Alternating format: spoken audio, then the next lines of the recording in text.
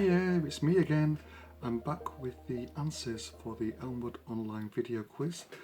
I hope you all enjoyed doing it. I hope you were challenged by some of the questions and found some of the questions really easy because they were right up your street. So let's start. Here are the answers for round number 1, the multiple choice or multiple guess round. Question number 1 was about J.K. Rowling. Her pseudonym was C. Robert Galbraith. Question number 2, the vicar in Plymouth, he had an accident when his jumper caught fire whilst delivering his online sermon. So the answer was C, his jumper caught fire. Question number 3, the restaurant in Cape Town, the answer was D, they offered up more milkshakes on their menu than any other restaurant. Question number 4, Evita married Juan Perón in 1945, so the answer is C, 1945. Question number 5 for all you popsters. In the pop charts in 1976, Bohemian Rhapsody was replaced by Mamma Mia, so the answer is C, Mamma Mia, let me go, Beelzebub has a devil put aside. Something like that. I'll save you with my singing. Question number 6, a bit more modern. That album was done by Beyonce, so the answer was B, Beyonce. Okay, for you Bible scholars, Noah in the book of Genesis is described as dying aged 950, so the answer was D, 950. Question number 8 for all you Doomsday Book scholars. Maybe I'm the only one, but Doomsday Book does not mention Altrincham, so that's C, Altrincham. Question number 9. The British Royal Navy has a flagship. Its current flagship is HMS Queen Elizabeth that was launched fairly recently, so the answer was B, HMS Queen Elizabeth. And question 10, Fiona Bruce, presenter of Question Time, Antiques Roadshow and some other things, BBC News presenter. She was born in Singapore, so that's B, Singapore. And those are the answers from round 1. I hope you all did really well and scored at least 2 or 3. I'm sure most of you got far more than that. Moving on then to round 2. This was the sound clips round. And these are the answers. That first clip came from the film musical A Star Is Born. Question number 2, that crackly speech was made by Neil Armstrong as he landed on the moon. Question number 3, that iconic song was being sung by David Bowie. It was called Starman. Question number 4, this is back in the 1980s, the Police were singing Walking on the Moon. Question number 5, this is a very strange quote. It was done by the former United star Eric Cantona, who I know best as the guy that my daughter meant asking for directions for community service. Question number 6, that 1983 single was called Walking on Sunshine. Question number 7, the orchestral piece of music was by Gustav Holst. It was the Planet Suite. Question number 8, that was the soundtrack for the TV show Red Dwarf. Question number 9, that was a TV theme music for a children's show called The Clangers.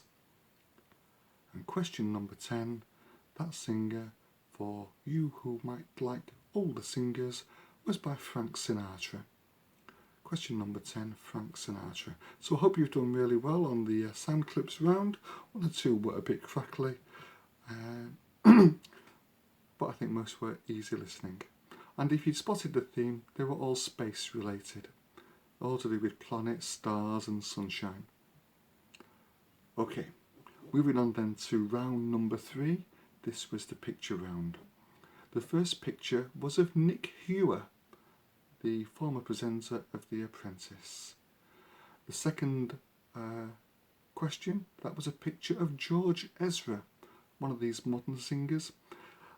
Modern for me anyway. That was question number 2, George Ezra. Question number 3, that was a picture that I took. It was the Giant's Causeway in Northern Ireland, built by Finn McCool. Question number 4, that was a picture of Windsor Castle, scene of many a recent royal marriage, which I visited again a few years ago now. Question number 5, that church is found in Spain, in Barcelona.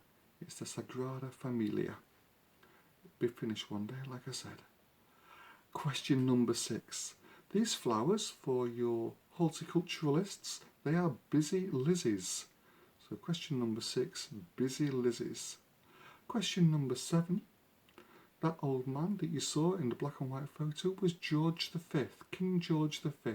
If you just say King George, I'll be generous, you can have half marks, but you should really say King George V.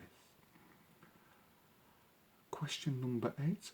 That was an iconic photo from last year, 2019, when Ben Stokes won the World Cup and the Ashes almost single-handedly for the England cricket team. Question number 9. That lake is Lake Geneva in Switzerland. And question number 10. The museum, again, is from Spain.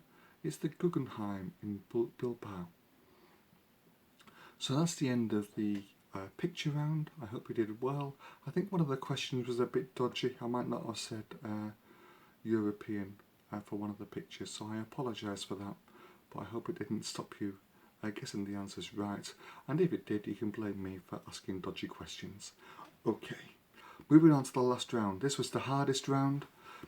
I expect it's quite close to the top of the leaderboard, but here are the questions for the straight general knowledge questions.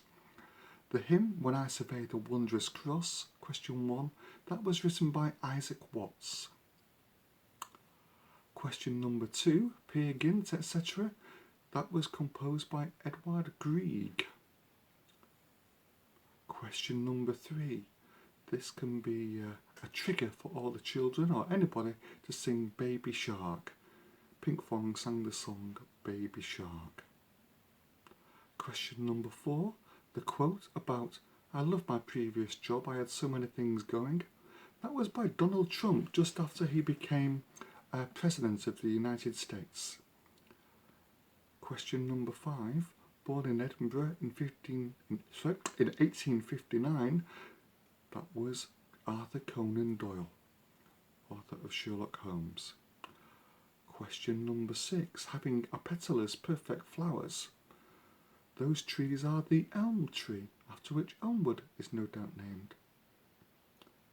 Question number 7, geography. The longest river in Australia is the Murray River. I doubt it's named after Andy Murray though. Question 7 was the Murray River.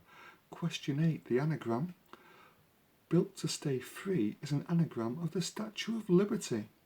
It is ironic and clever and very funny in the same time. Question number 9, the chemistry answer. Atomic number 26 belongs to iron.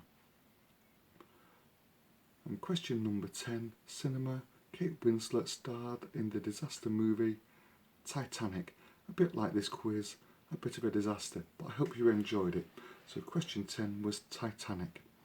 I hope you've enjoyed the quiz and that you mark it up and give yourself top marks, and I hope lots of you got 40 out of 40, but hopefully not. If anybody's got really good marks, please let Matt know, and we will try and publicise it and give you due kudos for doing so well. Hope you enjoyed it, I enjoyed it, and I hope I'll be able to see you all soon. Take care guys, bye bye.